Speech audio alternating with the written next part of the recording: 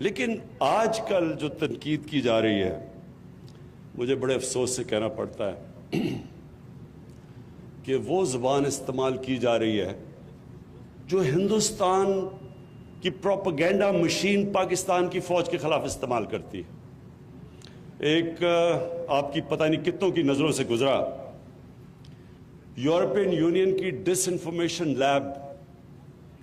انہوں نے انکشاف کیا کہ ہندوستان نے فیک سائٹس، میڈیا سائٹس بنائی ہوئی تھی کوئی 700، جس میں انہوں نے مرے ہوئے لوگوں کے نام پہ بھی نیوز آئٹمز ان کے نام سے بھی دیتے تھے، پھر اخباروں کے فیک اخبار بنائے ہوئے تھے، اور اس کا صرف سب سے زیادہ مقصد یہ تھا کہ پاکستان کو ایک بری نظر میں دنیا میں پیش کریں، پاکستان میں کہیں کہ افراتفری پڑی ہوئی ہے تاکہ کوئی باہر سے سرمایہ کاری نہ کرے پاکستان میں، اور پھر پاکستانی فوج کو خاص طور پہ ٹارگٹ کیا گیا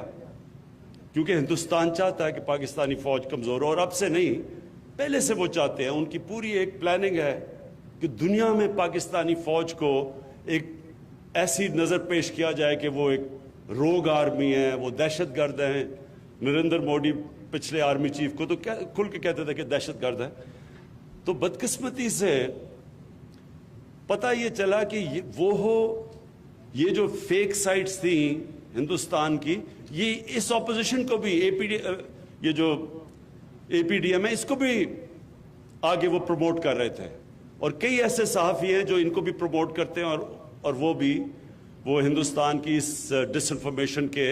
حصہ تھے۔ تو کہنے کا مقصد یہ ہے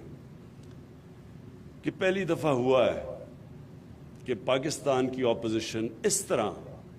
پاکستان کی فوج کو ٹارگٹ کر رہی ہے، آرمی چیف کو، آئی ایس آئی چیف کو۔ اس کی کوئی پہلی مثال نہیں ہے، اور ٹارگٹ کیا کر رہے ہیں، کیا رہے ہیں کہ جناب الیکشن جو تھا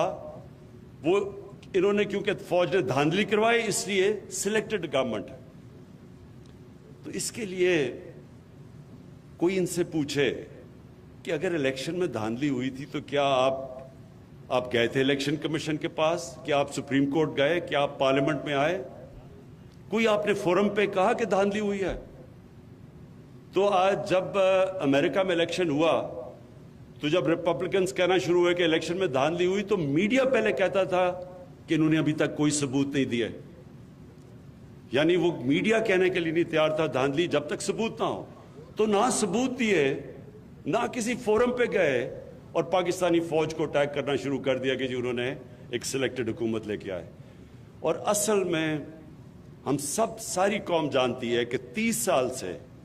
یہ جو ان کے لیڈران ہیں انہوں نے دونوں ہاتھوں سے ملک کو لوٹا ہے، 30 سالوں سے۔ ان کے اوپر باہر مضمون چھپے ہوئے ہیں، باہر کے اخباروں میں، ڈیلی ٹیلی گراف میں، ٹائمز میں، ڈیلی میل میں، میں انگلینڈ کی بات کر رہا ہوں، نیو یارک ٹائمز میں، بی بی سی نے 2 ڈاکیومنٹری ان دونوں لیڈرز کے اوپر بنائی ہوئی ہیں، ان کی چوری کے اوپر۔ ان دونوں نے ایک دوسرے کے اوپر جو باتیں کی ہوئی ہیں وہ آج آپ ٹی وی دیکھ سکتے ہیں۔ اور ایک کو زرداری کو جیل نواز شریف نے ڈالا تھا کرپشن میں، دونوں حکومتیں 2 دفعہ کرپشن میں گئی تھی، ایک دوسرے کو کرپٹ کہتے تھے۔ تو آج صرف اپنی چوری بچانے کے لیے ایک ملک کی وہ انسٹیٹیوشن جو اگر آج کبھی بھی پاکستان کو ایک مضبوط فوج کی ضرورت ہے تو آج ضرورت ہے۔ اور کیوں ضرورت ہے؟ کیونکہ ہمارے ساتھ جو ہمارا ہمسایہ ہے، 73 سال کی تاریخ میں برِ صغیر میں اس طرح کی حکومت نہیں آئی جو آج ہندوستان میں آئی ہے، جو کہ ایک انتہا پسند، ایک ٹوٹیلیٹیرین، ایک ریسسٹ، اینٹی مسلمان اور اینٹی اسلام اور اینٹی پاکستان، کبھی ایسی حکومت نہیں آئی، اور جو انہوں نے کشمیریوں سے کر رہے ہیں۔ اور اس ٹائم پہ اپنی فوج کو اٹیک کرنا اور پھر اپنی فوج کو کہنا کہ ایک الیکٹڈ حکومت کو گرا دو، اپنے آپ کو ڈیموکریٹس کہتے ہیں، الیکٹڈ حکومت کو گرا دو، اور پھر فوج کو کہتے ہیں کہ اگر آرمی چیف الیکٹڈ حکومت کو نہیں گراتا تو فوج اس کو ہٹا دے۔ یعنی ملک میں फौज को कह रहे हैं कि मिलिट्री कू करो और कहते हैं डेमोक्रेटिक। तो मैं इसलिए आज इस प्लेटफॉर्म से, क्योंकि ये वो ख़ास तौर पे ये सारा वो इलाका है जिसमें लोगों ने फ़ौज में जाके बड़ी अपने मुल्क के लिए कुर्बानियाँ दी हैं, और आज भी हमारी फ़ौज कुर्बानियाँ दे रही है। आज जो हिंदुस्तान से दहशतगर्दी की जा रही है बलूचिस्तान में, पाकिस्तान के जो मर्ज डिस्ट्रिक्ट्स में, ये हमें पता किधर से हो रहा है। हमें तो पहले से ही अंदाज़ा था कि ये हर किस्म का पाकिस्तान में इंतशार फैलाने की कोशिश कर रहे हैं, और आज भी हमारे फौजी जवान कुर्बानियाँ दे रहे हैं। और इसमें ये जो ऑपोजिशन जो हरकतें कर रही है, मैंने कभी अपनी पाकिस्तान में इस तरह अपने मुल्क को अंडरमाइन करने के लिए कभी किसी हुकूमत को नहीं देखा। और सिर्फ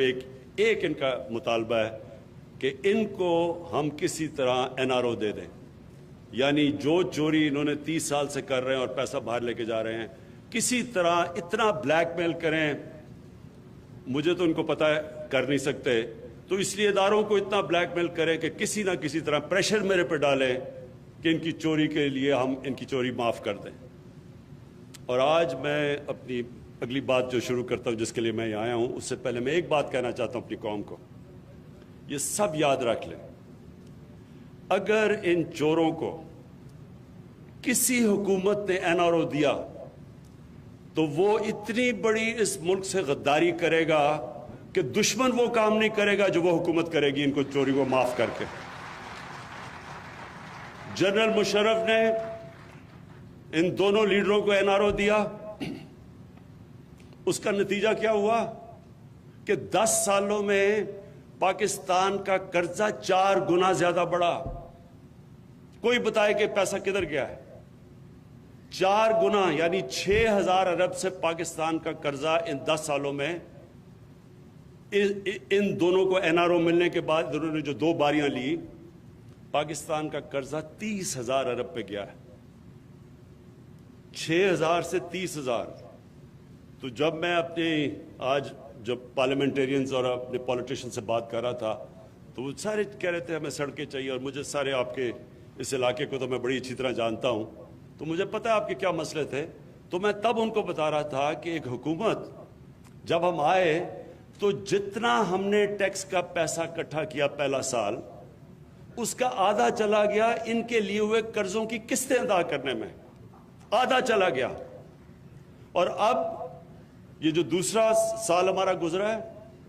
पहले साल में हमने 2000 अरब यानी 4000 अरब टैक्स इकट्ठा हुआ, 2000 अरब कर्जों की किस्तें देनी थी इनके लिए हुए कर्जों पे, जो इन्होंने 4 गुना ज्यादा कर्जा चढ़ाया।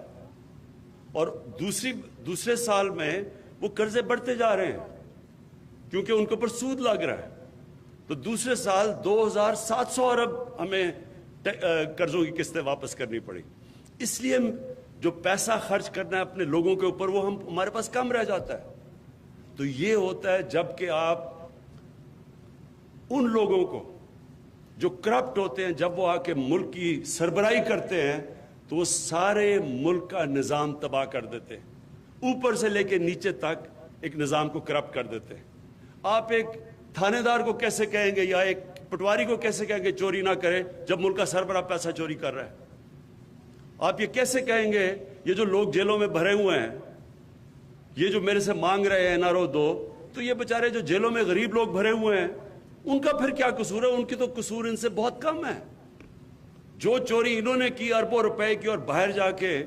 बड़े बड़े महलों में बैठे हुए हैं, तो वो बेचारे जो जेलों के अंदर पड़े हुए हैं, उनकी तो लाखों की चोरी होगी। और अगर इन लोगों को सजा हम नहीं देते, तो मुझे ये बताएं कि क्या हम अपने बच्चों को बता रहे हैं कि ताकतवर इस मुल्क में जो मर्जी करे, वो ब्लैकमेल करके NRO ले ले और सिर्फ गरीब आदमी के लिए जेल है? और इसलिए मैं अपनी कौम को बार बार याद कराता हूं कि नबी सल्लल्लाहु अलैहि वसल्लम ने कहा था कि तुम्हारे से पहले बड़ी कौमें तबाह हुई जो ताकतवर को NRO देती थी और कमजोर लोगों को बेचारों को जेलों में डालती थी। अब जी मैं चकवाल के ऊपर आता हूं।